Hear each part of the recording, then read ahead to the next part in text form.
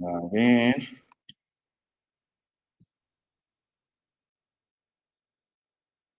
Va, entonces, entonces, ¿te gustó el que se pudiera modelar la cuestión de los colores? ¿Te gustó las preguntas filosóficas acerca de que percibimos pues, el pasado?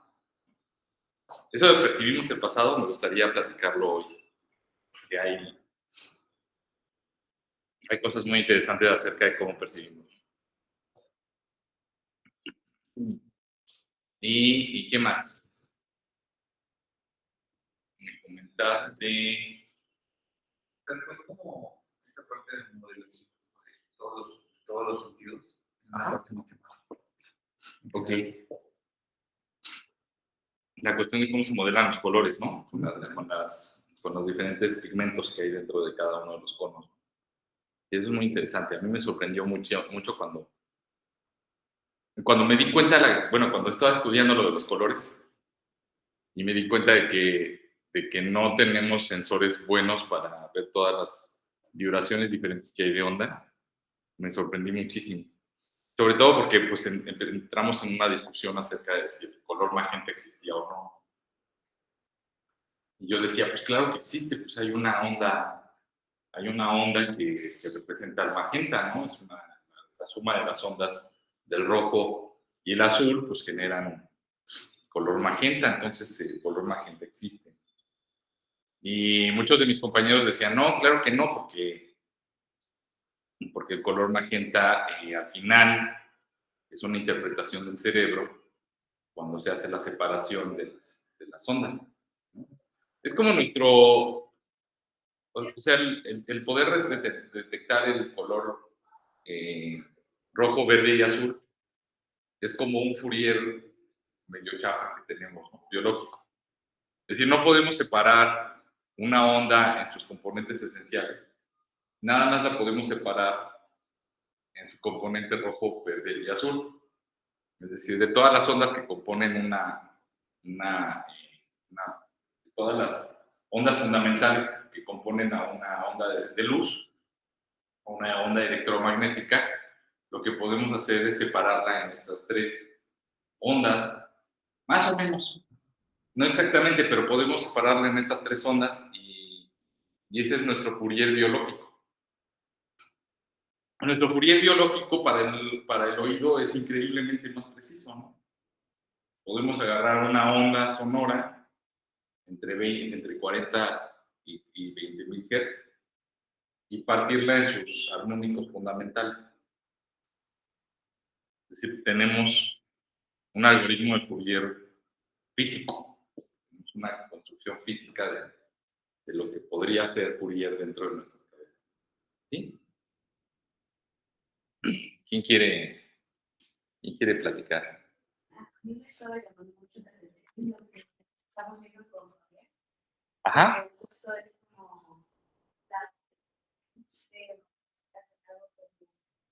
la percepción y la manera en que pensamos. Bueno, porque el cerebro es como con producción, porque con lo que vemos hacer. Y eso me está gustando mucho, porque a mí me pasa mucho que pierdo para qué sirven las matemáticas, solo pienso de teoremas y cosas así, sin para qué podrían servir.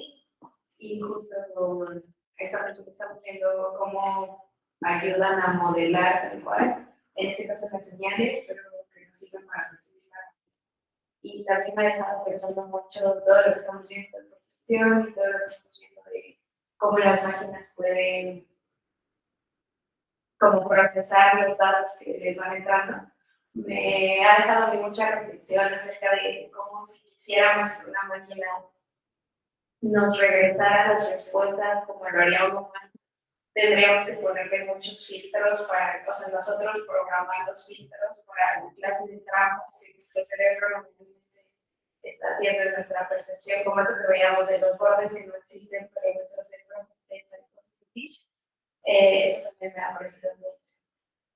La parte al final todo se vuelve detección de borde. Muy, muy increíble como, bueno, esa es la forma en la que el cerebro humano hace la percepción, ¿no? Es decir, la detección de borde. lo que les platicaba un poquito las clases pasadas. La detección de bordes cambia dependiendo del animal.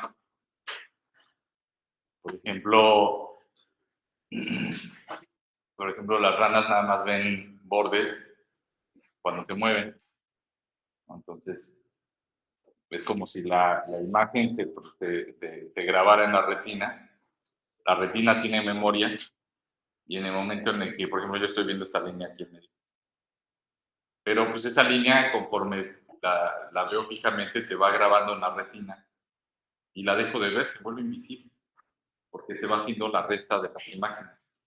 O sea, la imagen que estoy viendo se va restando de la que tengo proyectada en la retina. Y en el momento en el que me muevo o muevo los ojos, pues vuelve a aparecer, porque ahorita está en otra parte de la retina donde no estaba. Entonces aparece, pero aparecen nada más los bordes. Entonces, es curioso, ¿no? Los reptiles ven a través de estarse moviendo. ¿Alguien ha visto cómo caminan las palomas? En general, los pájaros. Se dan un paso y como que la cabeza la hace para atrás. Y luego dan el paso y la cabeza la hacen hacia adelante, ¿no? Es como si vieran cuadro por cuadro, ¿no? Están viendo la realidad acá, avanzan tantito y ven la realidad ahora en otra posición. Y caminan tantito y ven la realidad en otra posición. Y eso les permite procesar ese frame con cierto detalle. Eso es muy interesante, es decir, los pájaros van caminando y van procesando los frames conforme van moviendo la cabeza. Y tú agarras al pájaro y lo mueves y la cabeza se mantiene fija, ¿no? Y se mantiene fija por una cuestión de que, pues es así como pueden procesar la imagen, porque sus cerebros son chiquitos, sus lóbulos occidentales son chiquitos, entonces necesitan más tiempo para poder procesar la información. Hay insectos que son tan veloces que se tienen que detener a ver lo que está alrededor para procesarlo, porque con la velocidad a la que avanzan, sus sensores visuales no alcanzan a ver nada. Entonces se tienen que estar deteniendo, sobre todo pequeñas cucarachas y cosas por el estilo, que de repente corren y se detienen a ver, y corren otra vez y se detienen a ver, y corren otra vez y se detienen a ver porque necesitan procesar lo que están viendo, no lo pueden procesar mientras que están en movimiento, ¿no? Claro, hay otros que nos sorprenden mucho, ¿no? Las libélulas tienen una velocidad de refresco, me parece, de 800 frames por segundo. Pueden ver 800 cuadros por segundo.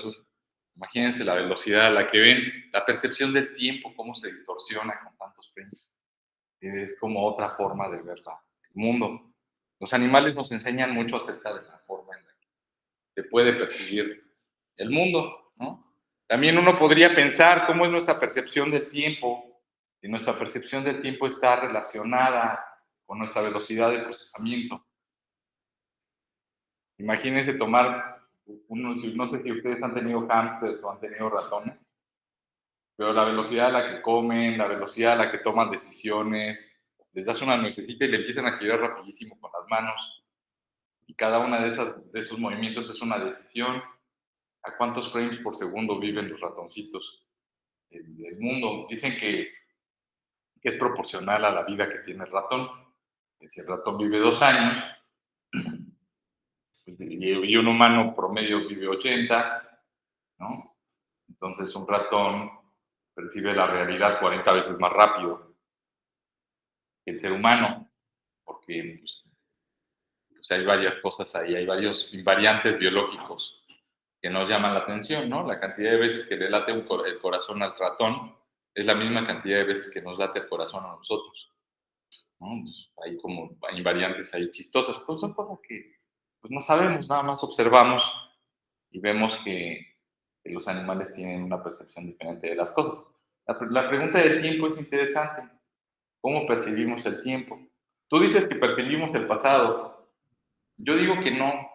Yo digo que percibimos como bloques de tiempo. Porque si te das cuenta, siguiendo esta analogía de que, de que no vivimos en la realidad, sino vivimos en un escenario virtual que se construye con las cosas que vienen del pasado, pero este escenario virtual no solo se construye con las cosas que vienen del pasado, también viene con todo lo que forma el lóbulo frontal.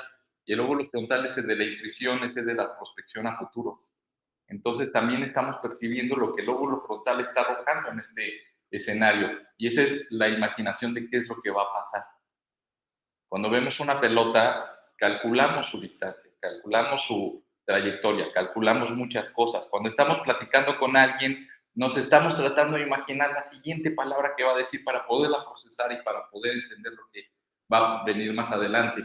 Es decir, el lóbulo frontal tiene una misión muy importante, la de predecir el futuro inmediato.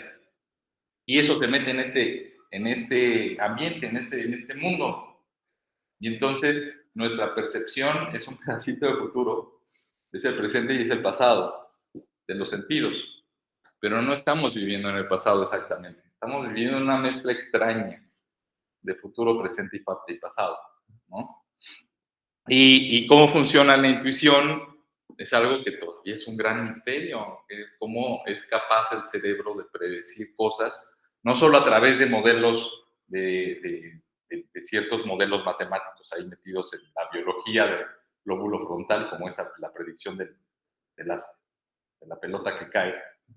Pero yo empiezo a hablar y me detengo antes de pronunciar la palabra completa. Ustedes pueden saber qué palabra voy a decir.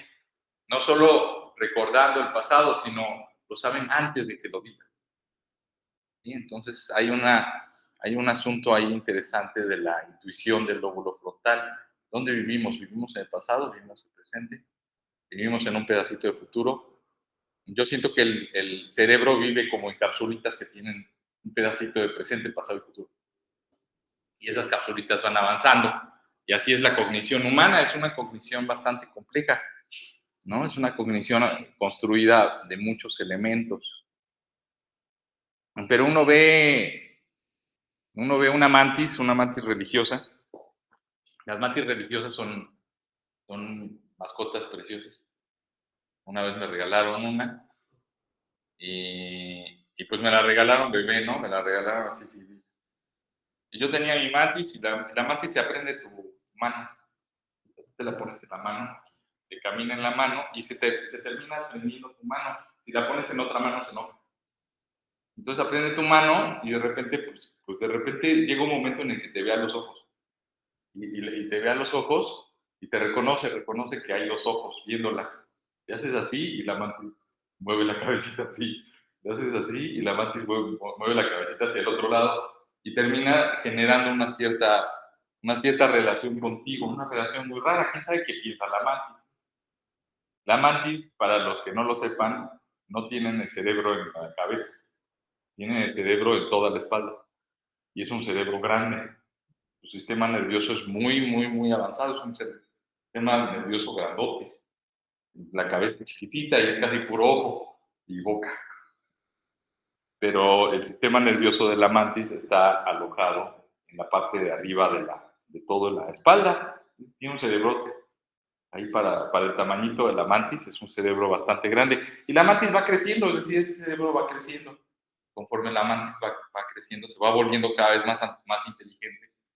Al principio nada más caza pequeños insectos muy pequeñitos, mosquitos y cosas por el estilo. Y conforme va creciendo puede cazar cosas mucho más complejas. No solo mucho más complejas, también mucho más inteligentes. Pues la mantis tiene que volverse también más inteligente para poder cazar cosas más. Es un animal que va cambiando su cognición y su inteligencia con el tiempo, cual nosotros no, nosotros crecemos, nosotros nacemos y nacemos con el cerebro todavía chiquito, pero a los pocos meses, al año, ya tenemos un cerebro bastante grande. Y pasada la infancia ya tenemos el cerebro con la misma cantidad de neuronas o a lo mejor un poco más que las que vamos a tener el resto de nuestra vida, ¿no? ¿Sí? ¿Me siguen? Estamos platicando qué es lo que nos gusta del curso, qué nos llama la atención, qué nos ha gustado, hacia dónde nos gustaría ir y así. ¿Sí? ¿A quién quiere seguir? Faltan ustedes. ¿No? Va. Pues como me gusta, bueno, me gustan mucho las matemáticas. Ajá. Me gusta mucho la matemática teórica. y está complicada. Y pues, con lo que nos ha contado es que me he dado cuenta de que ha sido un trabajo arduo conocer las distintas partes del cuerpo para conocer nuestros alrededores. Y bueno, yo me quedo con una parte que decía que nuestro universo es hacia adentro, o sea, todos estamos hacia adentro. Y pues esa es la parte que me gusta.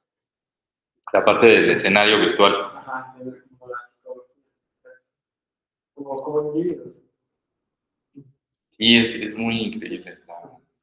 Entender que no vivimos en el mundo de afuera, sino que construimos nuestro propio mundo para poder trabajar dentro de él y que lo aumentamos con toda nuestra memoria. Es algo que llama mucho la atención, es algo muy sorprendente, ¿no? La forma en la que funciona el cerebro, la forma en la que lo trabajamos. Listo, pues. ¿Gustas?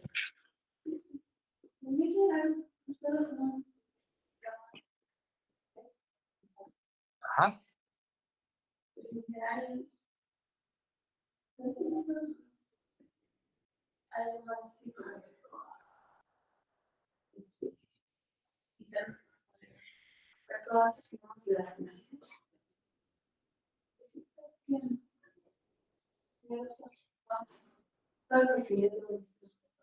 Eso está padre, ¿no? Bueno, ahorita hemos estado muy clavados en la percepción, ¿no? Es decir, en la construcción del pasado, dentro de nuestra cabeza, dentro de nuestra cabeza. El entender, creo, justamente lo que mencionas, la relación del presente, pasado y futuro dentro de nuestras cabezas, me parece que es algo que pues, nos va a dar mucho de qué hablar en el resto del curso. No podemos pensar en el futuro si no abstraemos. Algo interesante. Necesitamos abstraer para poder empezar a prospectar, para poder empezar a construir estructuras, y estas estructuras nos ayudan a predecir lo que va a pasar o lo que no sabemos porque falta información. ¿Sí? ¿Todo bien? En línea, ¿alguien quiere hacer algún comentario? Yo me gustaría participar. Es que no supe cómo levantar la manita. Ah, ya la vi. ¿Ya? A ver, Ya. Aline, adelante. Va. Bueno, hemos hablado mucho sobre el tema de los beneficios que puede aportar la inteligencia artificial y el poder entender cómo es que la cognición, que es uno de los elementos más principales para el desarrollo mental del ser humano, son importantes. Pero también existe un otro lado de la moneda, ¿no? Por ejemplo, el uso o el abuso de la inteligencia artificial también puede alterar la manera en el pensamiento crítico de las personas. O, por ejemplo, los niños que tienen acceso a ciertos programas pueden ser útiles para desarrollar ciertas cuestiones, pero también genera una limitante, ¿no? Por ejemplo, cuando un niño empieza a tener una acumulación de palabras, es muy importante para el desarrollo del cerebro. Si queremos que un ser humano sea inteligente o desarrolle esa parte mental, necesita desarrollar el lenguaje y también la imaginación. ¿Y qué es lo que pasa cuando un niño tiene acceso a uso de cosas inmediatas? Pues también es un punto negativo porque va limitando su desarrollo natural de su propia cognición, ¿no? Entonces, creo que es importante también ver tanto las cosas positivas y como las negativas y sobre todo que esto vaya muy de la mano con el uso correcto y no deshumanizar como estas partes del abuso de la inteligencia artificial, ¿no? Entonces, hay personas, por ejemplo, Stephen Hawking, me parece, que advertía que si abusábamos de este uso podía ser como el fin de la raza, ¿no? Quizás como una forma muy, muy extremista, pero hay un mensaje claro, ¿no? También he leído a ciertos personajes como a Elon Musk que hablan de que hay una cierta advertencia de cómo se debe de tener una regularización adecuada para poder estar usando este tipo de herramientas sin que sea un punto de equilibrio para la humanidad, ¿no? Entonces, no perder como esas partes humanas. Y también hay otro punto importante. Hace muchos años, cuando empecé a trabajar hablaban del miedo de que máquinas o ciertas inteligencias pudieran desplazar a seres humanos por optimizar recursos, ¿no? Y hay un claro ejemplo, por ejemplo, Banco Azteca, que tenía varios cajeros, personas trabajando para hacer transacciones. Hoy en día, cuando vas, solamente ves a una persona, a un cajero, y todo lo demás son maquinitas que ya empiezan a hacer las operaciones que antes lo hacía un ser humano, ¿no? Entonces empezamos a ver como ciertas tendencias y ciertos comportamientos, y creo yo que es importante tener ambas.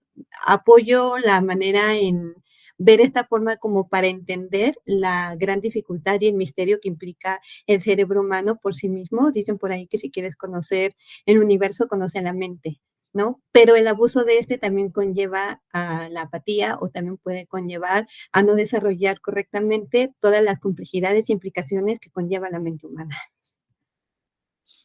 Muchas gracias, Aileen.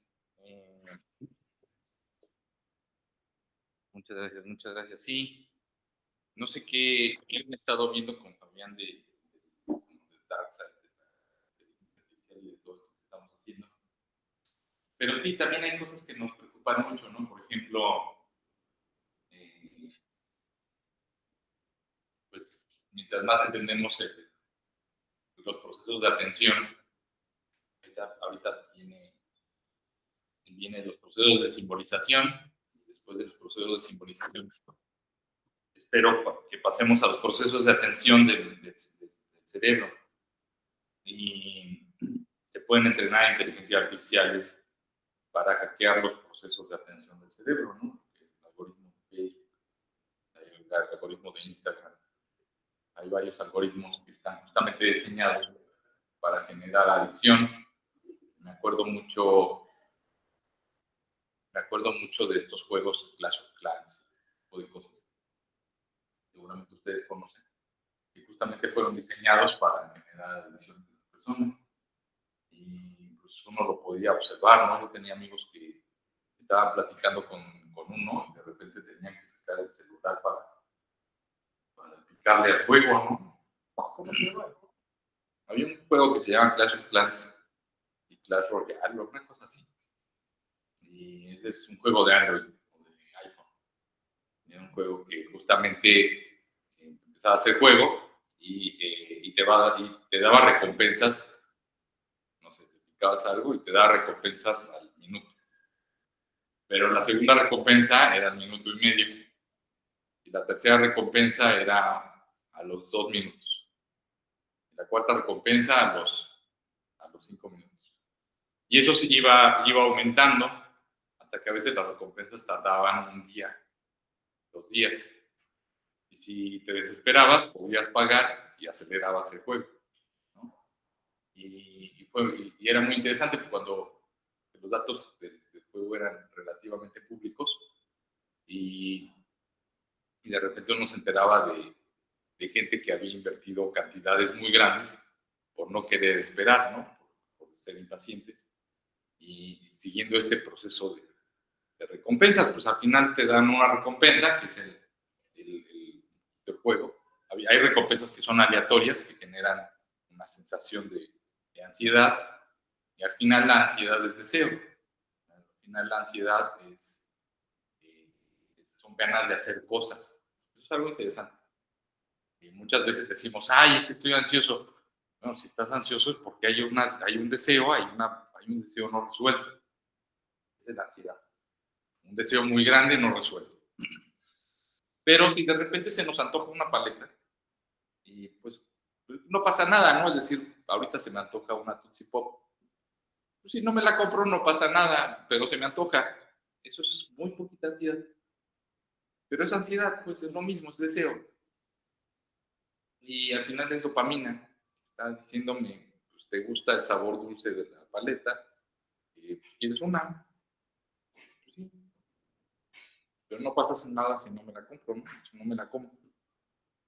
Y entender este proceso de la dopamina y cómo funciona el sistema de recompensas es algo que entendemos relativamente reciente. Y pues enseguida al sentirse usar para el mal, ¿no? Enseguida sale gente que dice, pues mira, con esto me puedo hacer millonario. Y empiezan a hacer cosas. A mí me sorprendió mucho, hace poco salió un artículo que hablaba sobre una serie que está en YouTube, Kids, que se llama Cocomelón. Y esta serie de Cocomelón lo que hace es mostrarle estímulos visuales a los niños, historias, con fragmentos de video muy cortitos, 5 segundos o menos, uno después de otro, con los movimientos de cámara son constantes. Esto genera ansiedad en el niño. Y como si al niño se le quita el programa, tarda un rato y de repente quiere volverlo a ver. Y no solo eso, sino que hay ciertos estímulos sonoros dentro del programa que cuando se reproducen, como la cantidad de estímulos es tan alta, se graban en la memoria del niño y de repente le muestran los sonidos y los niños reaccionan de manera muy, muy exagerada, ¿no? Y ya se han lanzado alertas de que este tipo de contenidos que están diseñados, hasta se ha mencionado, el equipo de la gente que hace Cocomelón es un equipo de gente que tiene un equipo de neurocientíficos atrás, ¿no? Que están haciendo las cosas para el mal, que están lastimando a nuestro más valioso asset, nuestro más valioso recurso, que es nuestra descendencia, ¿no? Nuestra infancia, como sociedad, y que pues, estamos echando a perder, ¿no? Los típicos papás que le dan una tableta a los niños, porque, ay, es que ya me está haciendo mucho ruido, le doy la tableta para que se deje de molestar. Porque ya sé que se va a entretener, porque la tableta está muy bien diseñada para entretenerlo, ¿no? Bueno, sí, pero ¿a qué costo? ¿Cuál es el costo del desarrollo neurológico que va a tener ese niño? ¿No? Es decir, sí, claro, todo esto que estamos enseñando, todo esto que estamos haciendo, hay un lado ético importante, hay un lado ético peligroso, es decir, ¿para qué se usan todas estas cosas? ¿No?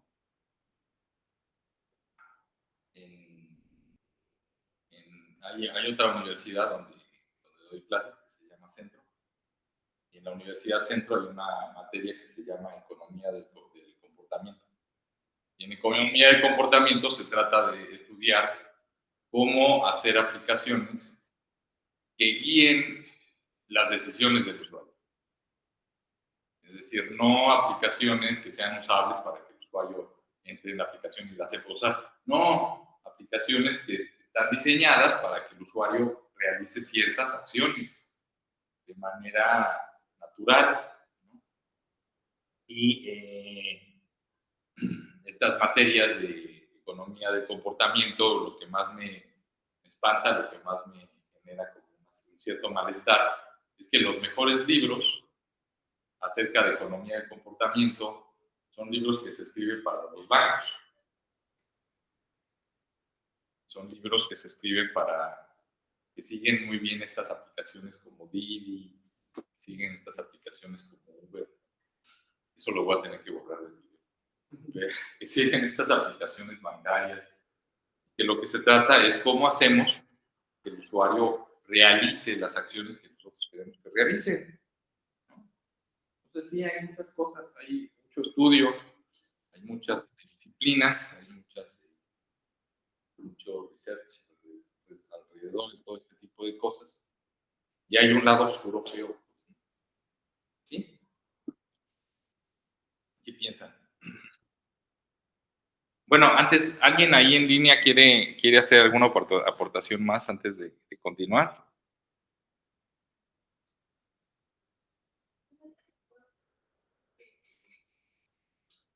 ¿Puedes hablar tantito más fuerte? Porque seguramente en línea no te escuchan.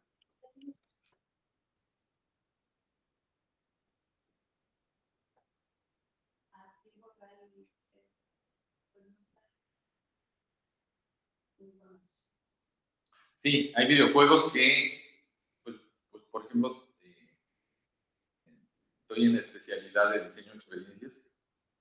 En la especialidad de diseño de experiencias, pues se explica cómo generar métricas. Entonces, pues algunos juegos o algunas páginas web, pues abren la cámara, ¿no? Puede. Si el usuario da permiso para que la cámara se abra, por suerte los navegadores tratan de explicarnos un poco de eso. Pero la cámara se abre y se trata de hacer eye tracking, de ver hacia dónde está viendo la pupila, para poder entender cómo son los procesos de atención sobre las páginas. En Walmart se hace todo el tiempo. En Walmart hay cámaras.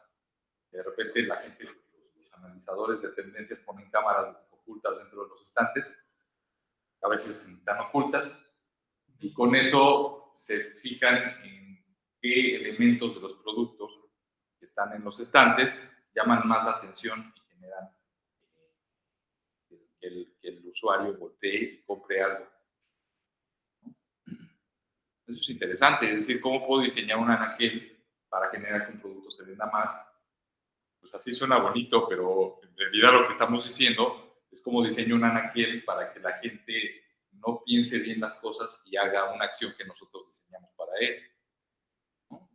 Es otra forma de verlo. Y eso se hace, y se hace mucho, y hay muchísima investigación al respecto. No se haga muy pública, o a veces sí, ¿no? Hay cosas bastante interesantes de lo que se está haciendo. Pero sí, tratamos de obtener la mayor cantidad de datos de lo que hacen las personas, cómo lo hacen, cómo se comportan, cómo se mueven. Con esta información tomar medidas para diseñar experiencias que controlen un poco el comportamiento de las personas. Sí, sí, sí. Eso pasa. ¿Eh?